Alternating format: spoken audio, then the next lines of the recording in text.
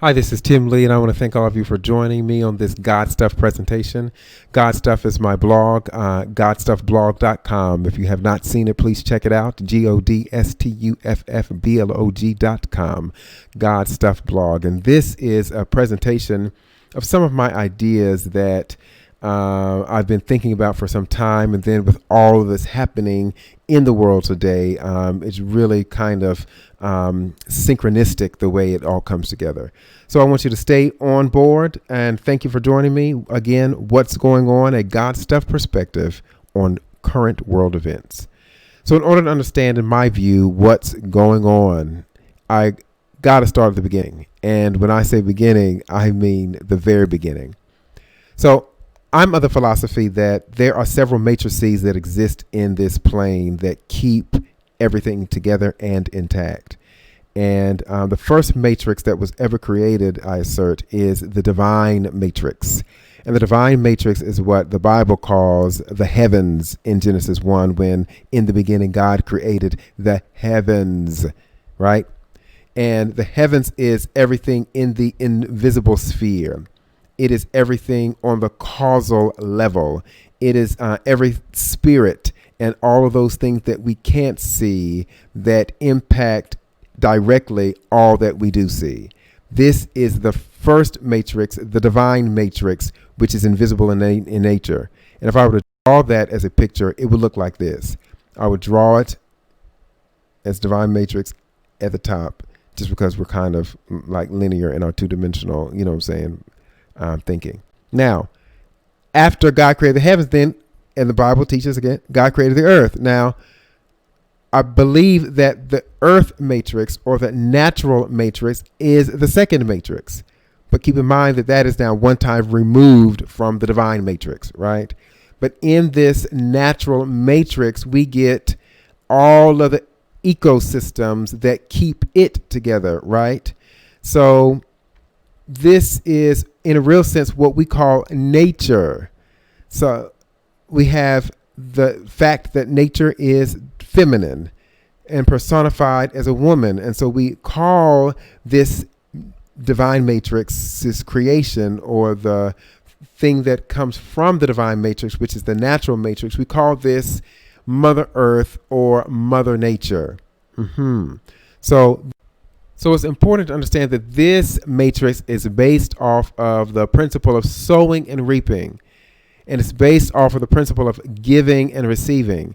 And what you see here is you see a seed falling from its fruit, and it will go into the darkness of the earth, sprout, grow up, and then become a fruit, a vegetable, or a plant, right, in its own right. And then this principle of sowing and reaping happens naturally, which is why the earth is populated with the agriculture that we see.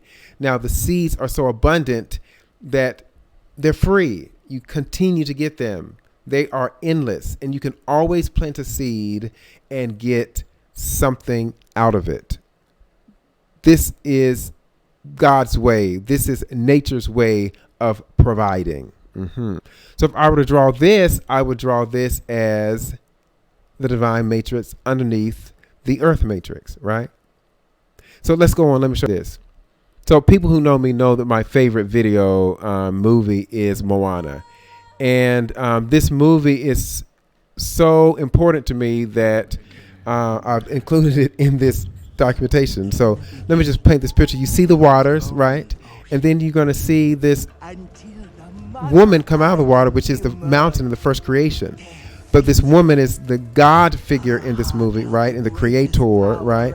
And has spread now her essence all over the world, and is now creating other islands and other places where people can live and thrive.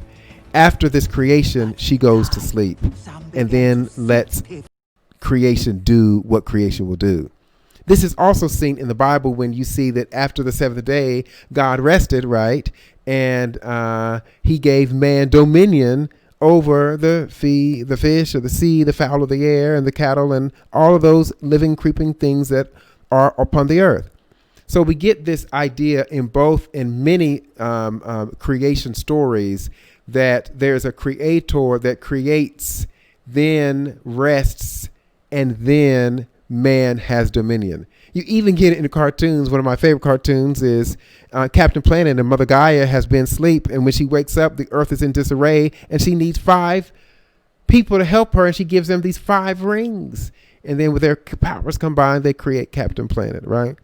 So this dominion is important. Now, what has man done with this dominion? Well, I'm saying that man has done what man does, and that is to create in the way that God has created, right? So we've created matrices ourselves, and this is what I'm calling the manufactured matrix.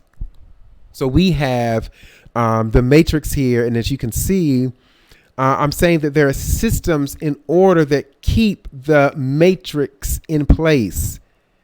So the same way that the body, in a real sense, is a system comprised of cells, which make tissues, which make organs, which make systems, right? So do you have systems which make matrices, right? So the manufactured matrix is a combination of all of these systems and more that we see in the creation of the world that we are existing in and living in today. Now, if I were to draw this, it would look like this. And again, I want to kind of present the picture that you've got a natural matrix and then something being built on top of nature. And I kind of pictorialize it like this. You see the natural kind of existence first with the trees and the vegetation, and then you see the building that is built on top of it. This is what we have done, in my view, to the natural matrix. We have built on top of it with our dominion. And for the rest of this conversation, I want to reduce this manufactured matrix right here, at least, to including only the economic system. So I want to talk now about the economic system, which is different from the system that's based on sowing and reaping. This economic system that we have created is based off of buying and selling. It's based off of bartering and trading. It's based off of exchanging services, right? And so we have people who are operating in nature and creating things in nature and then selling it to us. People who are cooking our food for us for our convenience. Of course, that comes with a price. So everything that we're doing in this world and in the society today, in a real sense, in almost every society, is based economically off of this exchanging services and some currency of money. Now, in America, we enjoy, in quotation marks, air quotes, of course, capitalism. Now, I don't want to be too hard on capitalism, but in a real sense, there are things that we have become accustomed to having as a result of having it, right? I see its affluences there, and it should be affluence, but just stay with me. We got the fact that we have a limitless potential to create money and opportunities for ourselves, right? Now, we still are begging whether or not all opportunities are equal, right? And does everyone have the opportunity to make as much money as they want? But in a large sense, we enjoy the luxury that capitalism affords. We enjoy the comforts that capitalism affords. And in a real sense, the front idea of success in our brains comes from capitalism. So if you ask a child or a youth, hey, what do you want to do when you grow up? Hey, what's your definition of success? It will be in the context of capitalism.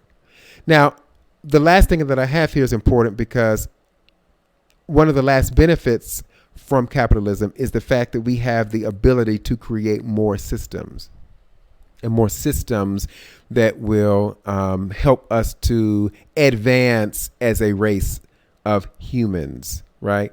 And the system that we created most recently is the digital system. And this digital system, in a real sense, is a whole nother world that exists on top of the world that we're on. And I want to venture to say that this is a digital matrix, but I'm going to keep it in the digital system language right now, even though it could go either way, right? So you have a whole network, a whole kind of network of communication that is existing between all of these computers and all these ideas. You have a whole world that exists in this digital reality, right? You can date online. You can have a community online. You can share things online. You see what I'm saying? So this is another part of what we've enjoyed as a result of capitalism, creating it and now using it and even buying it, right? Now, insert this slide where I want to draw it. This is how it looks, right? So even if the digital system is a matrix or the digital matrix, it is still manufactured. So again, look at the divine matrix, which is first. You got the natural matrix, which is the first time removed. Then the manufactured matrix with the economic system, second time removed from the divine. And then the third time it is in this digital form. Now we have a virus. This is where we kind of presently find ourselves.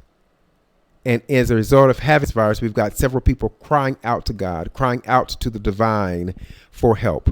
How do they expect me to watch my children and go to work? Will this end before summer? I have to cancel my vacation. How am I going to make ends meet?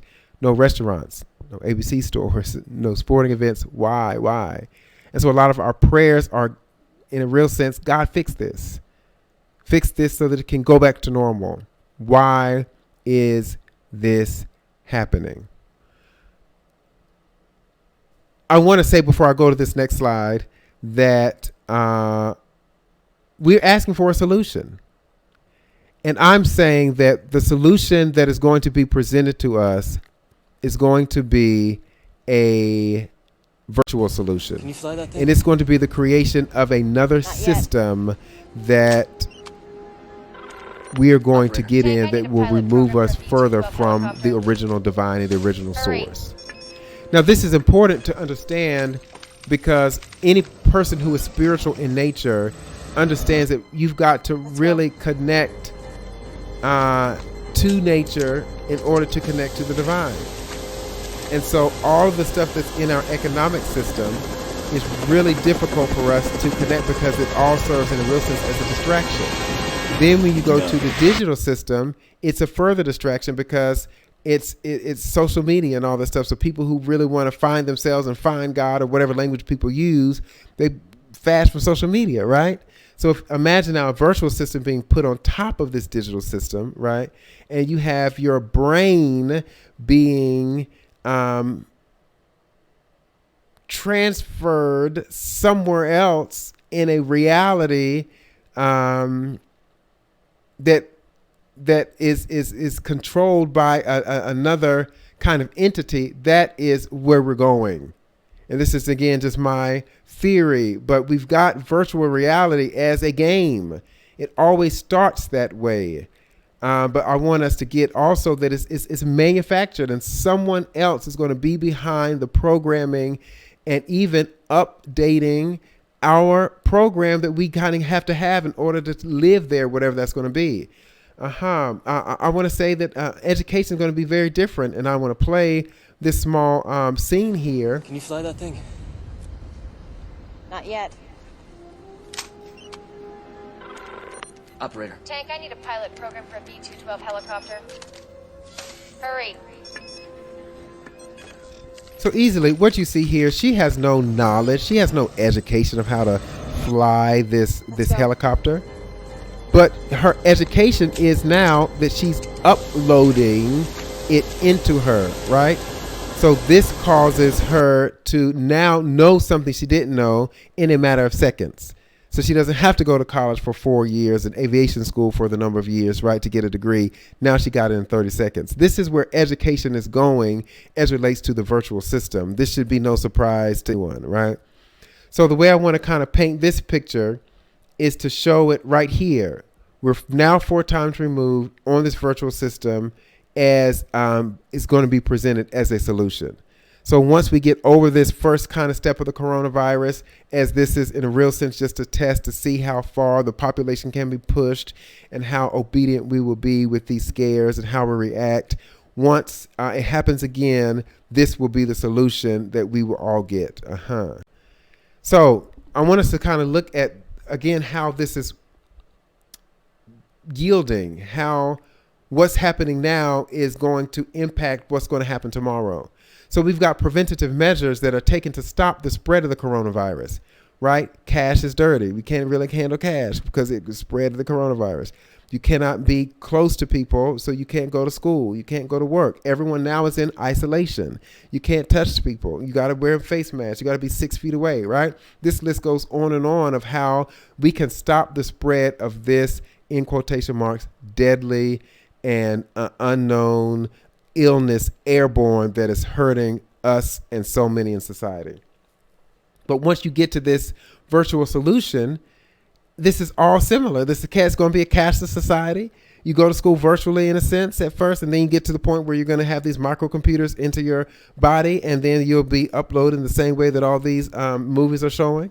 You work remotely. You're socializing limitedly, right? There's very little human interaction. You're removed from the source. We talked about all this stuff. So part of the reason why we've got to be inside, why children have got to be at home, is we've got to get used to being at our houses. Well, how do we then become social? Well, you go on the internet.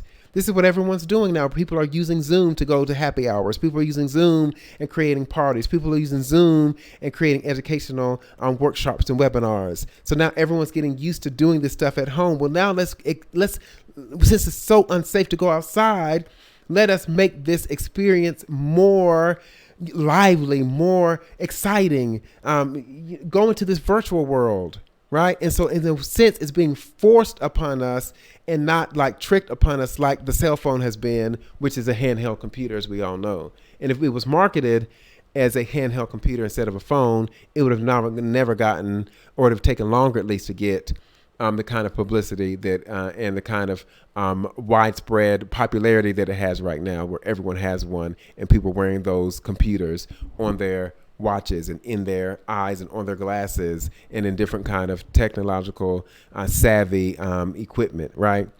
And so again, you can start to see how intrusive technology is becoming. It used to just be this big computer in a room. Now it's a computer that can fit on your desk. Then it becomes a computer that can fit in your lap. Then it's a computer that can fit in your hands, right? Now you got to start putting things inside of your body or on top of your body, right? You got to put the earphones inside of your ear. These are small ways and subtle ways that we are being programmed to get into a space where they will be injected. Again, I don't want to evoke fear. This is just what's going on. Let he who has ears hear. These are movies. Again, this ain't nothing new. Shouldn't be anything that people haven't heard before. But these two movies, the links will be in the description, sort of show components of what this is. Sarah gets the premise is it's dirty outside. It's dangerous outside. It's unclean outside. There are airborne illnesses outside. It's unsafe.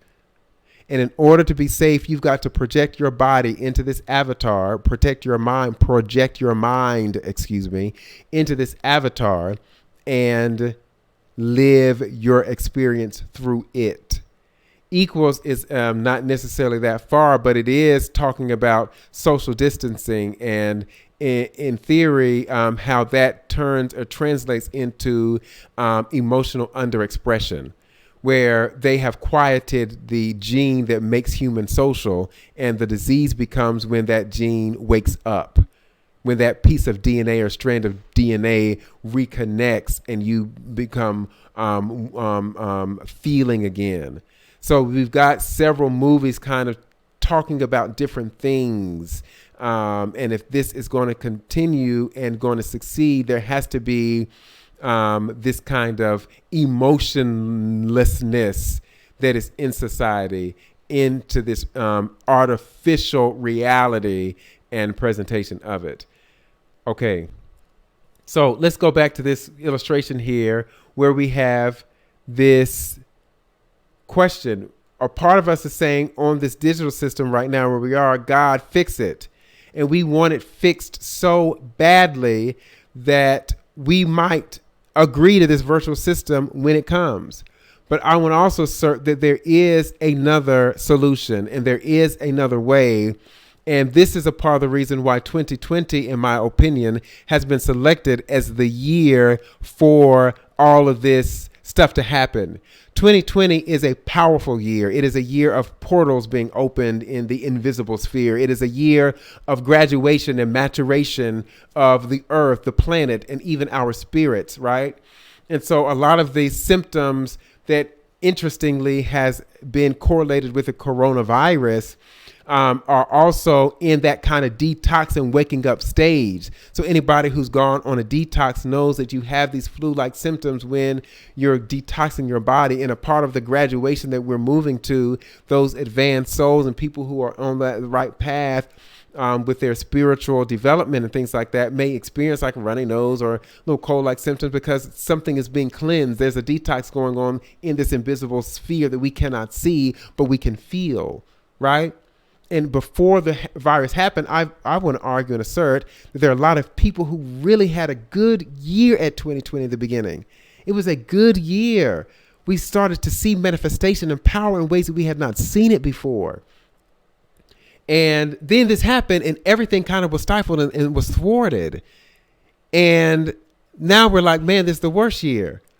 But I want to argue, friends, that this is still the best year. And if we control our energies and where we're putting our energies, we're going to be in a place where we can get over this if there is a collapse. But I want us to also get present to the fact that what is collapsing that we're calling God to come and fix is nothing that God has created. What we are experiencing a collapse over is what we have created. Our systems are collapsing, but there is no collapse in the natural matrix. There is no collapse in spring. Spring won't be canceled. The sun won't be canceled. Do you see what I'm saying? The seeds, when you put them in the ground, won't be canceled. And if any seeds can't be terminated, then it's not a natural seed. It is those Monsanto seeds or whatever. You see what I'm saying? So this is how it could look if we reconnect to the earth. So the other solution, before we just jump onto let's go into this virtual reality when it is presented, and there will be those who do it, and it will have fun and it will have its perks. But there is a natural matrix that will make us almost superhuman if we go on this ride, that will unlock our superpowers, things that we have attributed to mystery schools, things that we have attributed to the ancients. Something was locked up then. We don't even know. On a knowledge level, we don't even know how the pyramids in ancient Egypt were created. We don't even know how there are pyramids in Egypt and in America and in Japan that are now underwater and all the other places that pyramids exist in the world. We don't even know how those pyramids were aligned so precisely to bodies, celestial bodies in space. Do you see what I'm saying? Something has been locked up in the human development that is now getting ready to be unlocked. The buffer of time that it has taken to manifest, we've seen, has been slower. Is that a part of the reason, friends, why we are being programmed literally day after day, same script, no matter what platform you get on, whether it is Netflix or Amazon Prime or YouTube, you see a little emergency kind of button that you can press that says to learn more information about this world happening or world going on. You know what I'm saying? Click here. All the news channels are talking about it. The celebrities that are getting it. It is becoming something that we are now putting our mental energy into to create. And that kind of collective consciousness creates an energy and entity that can have an impact on us and our development and elevation. Physically, financially, spiritually, fill in the blank. So the solution is to connect to the nature, to connect to nature, to connect to the natural matrix so that we can go to where the divine matrix is sending us to go. But this is a matrix that man, in a real sense, doesn't have control over. And so man is going to want to stay in a position of control. And in that position of control, it is existent in the dominating man dominion creations and those manufactured matrices that we have created. right? And once our consciousness is able to be released into another kind of device and be put into another world, then you have what Seven Bomar has taught to be called professional reincarnation, where the consciousness is constantly, without even our knowledge, might be reincarnated back into this earth or back into this plane, when in fact, on a spiritual level, we are on this planet earth just for a season, for our soul to learn a lesson, whether it is a school or a punishment. However, you've been taught to look at it. Those are the people who say that earth is hell because it's that disconnection from God, right? We're saying the lessons we're learning are, things that we have picked up in our former lives, and that our next life we might be on Jupiter, or in our next life we might be on another galaxy, or in our next life we may be in another solar system, right? To learn another lesson. But if we submit ourselves to this professional reincarnation, what kind of impact is that going to have on our soul's development? Again, I put this under the God Stuff blog because everything does not necessarily connect to any one religion, and may even seem to be antithetical to some of the teachings of the foundation of Christianity that I have had, right? So again, this is all food for thought, fruit for thought on how it is being developed and worked.